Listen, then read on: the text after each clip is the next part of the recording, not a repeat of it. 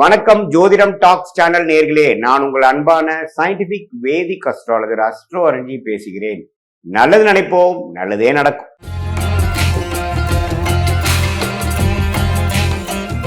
இந்த வீடியோல நம்ம என்ன பார்க்க போறோம்னா, மகர ராசிக்காரர்களுக்கு மே 2026 எத்தகைய ஒரு பலன்கள் நிறைந்த ஒரு மாதமாக இருக்க போகுதுன்னு பார்க்குறோம்.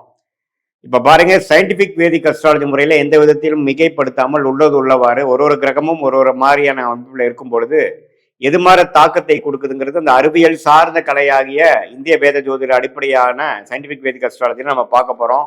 எதையும் மிகைப்படுத்தாமல் பரிகாரங்கள் அது மாதிரி விஷயத்துக்குள்ளெல்லாம் போகாமல் உள்ளது உள்ளவாறு எது மாதிரி பலனை கொடுக்க போகுது, உங்கள் கர்மவினை எப்படி இருக்குது, எது மாதிரி விஷயத்தை உங்களுக்கு ஜாதகத்தில் அடுத்து வரக்கூடிய அமைப்பு கொடுக்க போகுதுங்கிறது நம்ம பார்க்க போறோம்.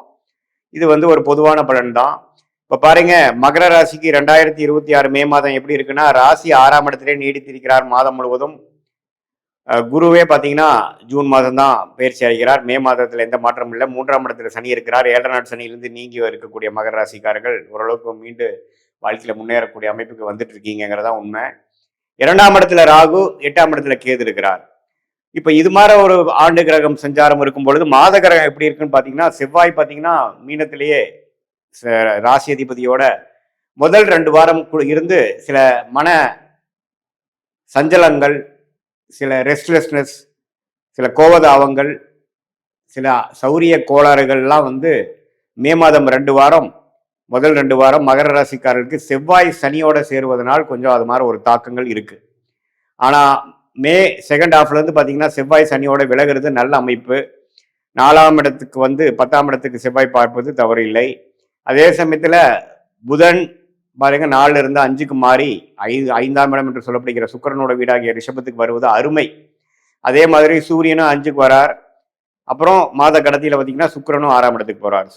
சுக்கிரனே 5ஆம் வீட்டுல ஆட்சி பலத்தோடு இருக்கிறது அருமையான ஒரு time. So golden time May second week, third week, fourth வீக்ல இருந்து வரக்கூடிய செகண்ட் ஹாஃப் ஆஃப் மே மாதம் மகர ராசிக்கு ஒரு நல்ல அமைப்பு இருக்கு. காதல் கை கூடக்கூடிய அமைப்பு, குழந்தைகளால் நல்ல கல்யாணமான தம்பதியருக்கு குழந்தைகளால் நற்செய்தி, குடும்பத்துல குதூகலம், வண்டி வாகனம் சேர்க்கை, வீடை வசதிப்படுத்திக்கிறது, அது மாதிரி பல நல்ல விஷயங்கள், ஆரோக்கியமான விஷயங்கள், கலகலப்பாக இருக்கக்கூடிய விஷயங்கள், சுப விஷயங்கள் நடக்கக்கூடிய அமைப்பு மகர ராசிக்காரர்களுக்கு மே 2026 குறிப்பா சொல்லணும்னா செகண்ட் ஹாஃப் ஆஃப் மே அற்புதமாக இருக்கு. அதை நீங்க கரெக்டா யூஸ் பண்ணிக்கணும். அந்த நேரத்துல பாத்தீங்கன்னா ஏனோதானோன்னு இல்லாம வரவேண்டிய வாய்ப்புகளை கரெக்டா நீங்க உபயோகப்படுத்தி கொண்டு இந்த குரு, சுக்கிரன், அதே சமயத்துல புதன் அது மாதிரி கிரகங்கள்லாம் நல்ல ஒரு வசதிப்படுத்துவதற்காக ஒரு சுப விரயத்தை கொடுத்து நல்ல வாழ்க்கையில அடுத்த லெவலுக்கு நம்ம போகக்கூடிய அமைப்பை கொடுக்கிறார். வெளிநாடு விஷயங்கள், வெளிமாநில விஷயங்கள், சுப செலவுகள் இது எல்லாமே இருக்கு. அதே சமயத்துல வருமானமும் இருக்கு. இது அற்புதமான ஒரு காலத்தை நீங்க மகர ராசிக்காரங்க இவ்வளவு தூரம் கடந்த 2-3 வருஷமாலாம் ஜென்மசனி, அஷ்டம சனி எல்லாம் தாக்கி ஜென்மசனி, பாத சனியிலிருந்து வெளியில் வரக்கூடிய மகர ராசிக்காரர்களுக்கு இந்த வாய்ப்பை கரெக்டா யூஸ் பண்ணிக்கணும். காதல் விஷயத்துல இருக்கிறவங்க, காதல் செய்து கொண்டு இருக்கிறவங்க, காதல் கை கூடக்கூடிய அமைப்புகள் இருக்கு. பேரண்ட்ஸ் கிட்ட இருந்து பர்மிஷன், கன்சென்ட், ஒத்துழைப்பு, பர்மிஷன் கிடைக்கக்கூடிய அமைப்புகளாக உண்டு. அதே மாதிரி கலைத்துறையில் இருக்கக்கூடிய, மீடியா துறையில் இருக்கக்கூடியவங்களுக்கு நல்ல ரெகக்னிஷன் வாய்ப்புகள் உண்டு. வெளிநாடு போகக்கூடிய அமைப்புகள் உண்டு. சுப முதலீடு பண்ணி வியாபாரத்தை அடுத்த லெவலுக்கு கொண்டு போகக்கூடிய ஒரு எக்ஸ்பான்ஷன் பண்ணக்கூடிய அமைப்புகள் கண்டிப்பாக உண்டு.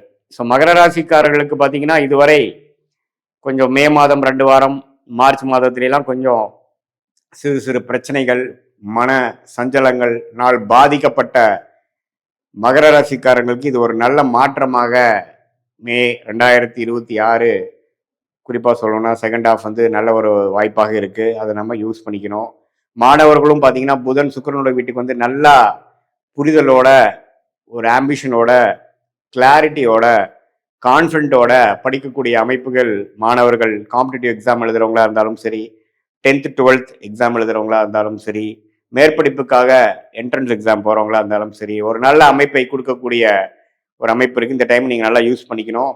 இது ஒரு பொதுவான பலனை தவிர உங்களுடைய ஜென்ம ஜாதகத்துல எது மாதிரி தசா புக்திகள் போய்கொண்டிருக்கிறது, உங்களுடைய லக்னம் என்ன, உங்களுடைய நட்சத்திரம் வந்து அவிட்டமா, திருவோணமா, உத்திராடமா அப்படிங்கிறதெல்லாம் பார்த்து உங்கள் தசாபுக்திகள் எப்படி போய் கொண்டிருக்கிறது, அந்த தசநாதனும் புக்திநாதனும் இப்போ கோச்சாரத்தில் எது மாதிரி அமைப்பில் போயிட்டு இருக்காங்க அப்படிங்கிற விஷயத்தெல்லாம் நம்ம பார்க்கும் பொழுது நம்மளுடைய கர்மா எது மாதிரி விஷயத்தை காட்டுது, இந்த பொதுவான பலனை காட்டிலும் இன்னுமே துல்லியமான பலன்கள் என்ன, தசா புக்தி அந்தரம்னு நம்ம பிரித்து தசையை வருட கணக்கில் பார்த்து, புக்தியை 2 வருடம் 3 வருடம் லெவலில் பார்த்து, அந்தரம் பார்த்தீங்கன்னா மாத கணக்கில் பார்த்து, சூக்ஷமம் வாரக்கணக்கில் பார்த்து எது மாதிரி விஷயங்கள் நமக்கு காத்திருக்குது, எது மாதிரி பிராப்தங்கள் நம்மளோட ஜாதகத்தில் இருக்குது, எது மாதிரி விஷயங்கள் நமக்கு சரி வராதுங்கிறதெல்லாம் தெரிந்து அதுக்கு தகுந்த மாதிரி நம்மளுடைய வாழ்க்கை பயணத்தை திட்டமிட்டு அந்த செயல் அமைப்புகளை வடிவமைத்து அது மாதிரி நம்ம அந்தந்த நேரத்தில் நம்ம செய்து கொண்டே ஆனால் தேவையற்ற பண விரயங்கள், தேவையற்ற சமய விரயங்கள் எல்லாம் தவிர்த்து, ஏன்னா வாழ்க்கையில் நம்ம வந்து ஒரு 1000 வருஷம் வாழ போகிறது இல்லை. ஒரு 20-25 வயசுக்கு மேலே நம்ம வேலைக்கு வந்துட்டோம், தொழிலுக்கு வந்துட்டோம்னா ஒரு 30-35 வருஷம் மேக்ஸிமம் நம்ம கெரியர் இருக்குது. அதுக்கப்புறம் ரிட்டையர்மெண்ட் ஆகிறோம். அதுக்கப்புறம் நம்ம முதல் மாதிரி ஆக்டிவாக இருக்க முடியாது.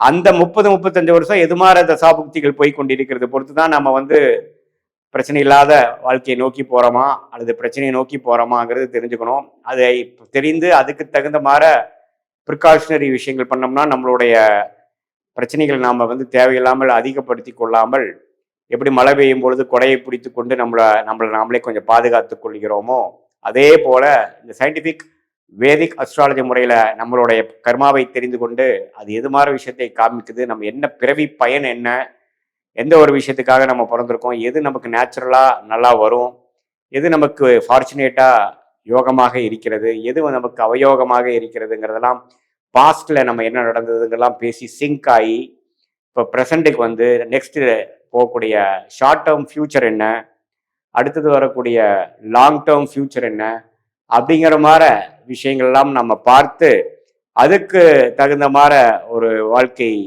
அமைப்புகளை திட்டங்களை தீட்டி அதுக்கு சேர்ந்த மாதிரி செஞ்சோம்னா சயின்டிஃபிக் வேதிக் அஸ்ட்ராலஜி முறையில் நல்ல பலன் அனுபவிக்கலாம். நம்ம இந்த மாதிரி பரிகாரங்கள் அது மாதிரி விஷயத்துக்குள்ள போய் நம்ம கர்மாவை மாற்றிட முடியும் அப்படிங்கிறதுல சயின்டிஃபிக் வேதிக் அஸ்ட்ராலஜி முறையில் பெரிய நம்பிக்கை இல்லை. ஆனால் என்ன விஷயம் எப்படி நடக்குது, எது மாதிரி எது விஷயங்கள் காட்டுதுங்கிறது தெரிந்தால் அதுக்கு தகுந்த மாதிரி மென்டலாக ப்ரிப்பேர்ட் ஆகி நம்மளுடைய பிராப்தங்களை நம்ம அதிகரிக்க முடியும், நம்மளுடைய பர்சன்டேஜ் ஆஃப் சக்ஸஸை இன்க்ரீஸ் பண்ணிக்க முடியும், அதிகரித்துக்க முடியுங்கிறதை நாம் தெரிஞ்சுக்கணும். அதே சமயத்தில் நம்மளுடைய விஷயங்கள் வேலையா தொழிலா, காதல் திருமணமா அரேஞ்ச் மேரேஜா, வெளிநாடா உள்நாடா, கவர்மெண்ட் ஜாபா ப்ரைவேட் செக்டாரா, எது மாதிரி அமைப்புகள், இது மாதிரி ஒரு வயசுக்கும் நமக்கு கேள்விகள் நிறையா இருக்குது, நம்மளுடைய சாய்ஸஸ் நிறையா இருக்குது. அதுக்கு வேணுங்கிற விஷயங்கள் தான் கரெக்டாக நம்ம சயின்டிஃபிக் வேதிக் அஸ்ட்ராலஜி மூலமாக ஃபில்டர் பண்ணி அதில் போனோம்னா தேவையற்ற சமய வரைகளை தவிர்த்து எளிதில் எதிர்நீச்சல் போடாமல் வாழ்க்கையில் வெற்றி பெற முடியும் என்று சொல்ல விரும்புகிறேன். மீண்டும் மற்றொரு காணொலியில் சந்திப்போம். நன்றி, வணக்கம்.